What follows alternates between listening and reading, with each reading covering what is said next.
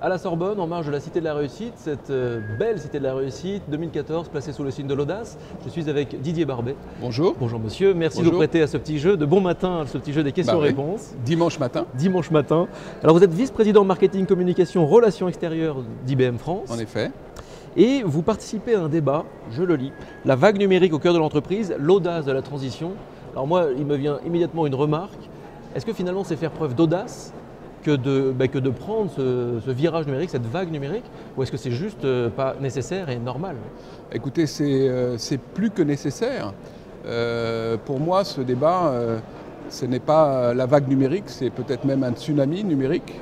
Le numérique, c'est la vie, le numérique, c'est le temps de l'individu, et c'est une grande chance. Ça nécessite beaucoup d'agilité, beaucoup de vitesse. C'est au cœur de l'entreprise, donc ça fait repenser, redéfinir les modèles de l'entreprise.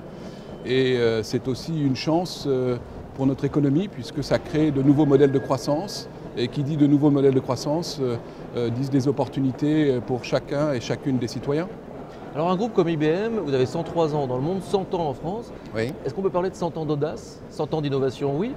Vous avez des centaines de milliers de brevets déposés en 100 ans. Oui. Mais 76 000. 76 000, des centaines de milliers, mais 76 000. Ouais. Est-ce qu'on peut parler de 100 ans d'audace, un centenaire d'audace? Écoutez, je pense que la longévité et l'audace se conjuguent. Je pense que sans audace, on n'aurait pas créé ces grands ordinateurs qui permettent aujourd'hui aux compagnies aériennes d'avoir des systèmes de réservation unifiés. Sans audace, on n'aurait pas créé le code barre qui permet au commerce de se développer. Sans audace, on n'aurait pas créé ces technologies qui aujourd'hui permettent à des startups, permettent à des jeunes qui ont une idée de se concentrer sur l'usage plutôt que sur les solutions technologiques. Bref, sans audace, je pense qu'il n'y a pas de croissance.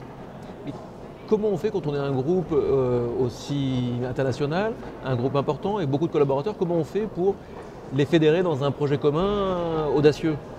Alors, écoutez, je pense que déjà, c'est un peu la vie des affaires qui fait que l'on devient audacieux.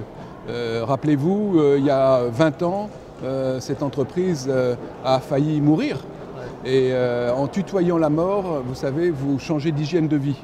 Et cette hygiène de vie, c'est toujours en permanence se remettre en cause, toujours en permanence avoir le client et le collaborateur au centre de vos préoccupations et toujours être extrêmement clair sur la stratégie que nous menons. On ne peut pas être dans plusieurs stratégies en parallèle.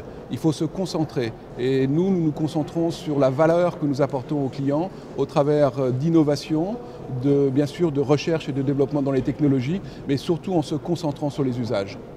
Et vous vous concentrez également sur un partenariat depuis longtemps déjà, la Cité de la Réussite. Un petit mot sur ce partenariat? La Cité de la Réussite, d'abord, c'est un mot magique. Je dis souvent à Sylvain Kern que c'est un événement magique qui rassemble exactement ce qu'est la société. Les jeunes, les moins jeunes, les entreprises, les politiques, les gens de conviction et de confession, des philosophes. Bref, c'est un concentré de l'écosystème qui représente l'écosystème de notre vie et il est tout à fait naturel qu'IBM soit partenaire de la Cité. Merci beaucoup, monsieur Barbet. Merci à vous.